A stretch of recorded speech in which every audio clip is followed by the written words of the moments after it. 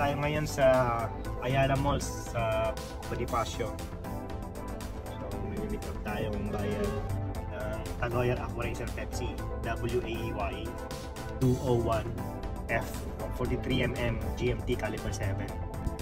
Ngayon, di natin alam saan ang parking.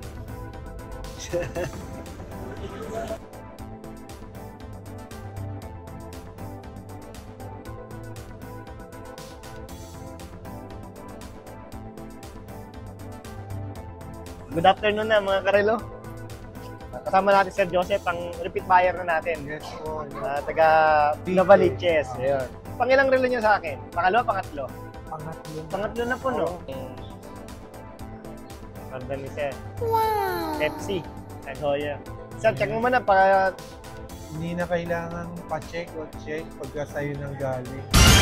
Pag may time kayo, napadaan kayo ng Watchworks, dalhin nyo na rin. Ay, hindi. Okay na yun. Parang dami mo ng tag, Sir, ah. Hindi, sa akin naman, gamit, din. Pero ngayon nag-ano kayo, sasakyan na kayo. Opo. Mamotor sana ako kaso nakita ko para makulimlim. Naiya ako dito na nakaganito. Malabo na kasi yung mata ko talaga. Kailangan tanggapin na. Kasi ang hirap, ang dami rin talagang nagbibenta. Pagka hindi ka masyado marunong, may isang ka talaga. Kaya sa akin, pagkakakilala ko, hindi ko kakilala, tinataya ko ng Watchworks talaga. Apo. Kaya siyempre, pag sa inyo, na talaga, tiwala. Okay na, boss. Smack ka na? Oo. Pinost natin ng 100,000. Sale na sana yon, fix na sana. Tumawad siya ng 98. Okay na yon. Oo, siyempre. 2012, nakakilala ako kay Lord Pinanggap ko siya. Lord and Savior. At doon natin makikita, hindi pala talaga relihiyon, kundi relasyon sa Panginoong Jesus. Siya lang ang namatay para sa atin. So, pag tinanggap natin ang Panginoong Jesus, doon pa lang tayo binibigyan ng karapatan ng maging yun ang kaligtasan. Yun ang last. Hindi man ako dati. Talagang, ayun, nakaglasot garito, babae, sugan. At,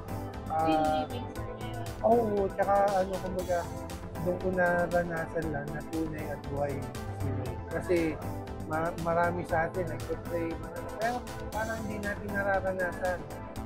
Ba't ganito, nagpo-pray ako, ganito, pero parang walang sagot, walang Pero yung pala, pag tinanggap mo, at sinurrender mo, doon mo mararanasan. May kailangan ko ng 310,000 a month for 2.5 years.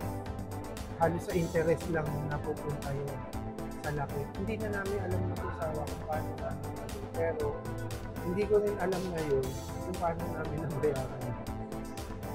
May pala pagmamahal sa pera. Yun ang tinanggal sa akin. Naranasan ko, pinakamasarap na pagsasama namin kung nawalan kami ng pera. Kasi nandun sila. Baka nakabal. Thank you, sir. Sa ulitin. Salamat sa inyong mensahe.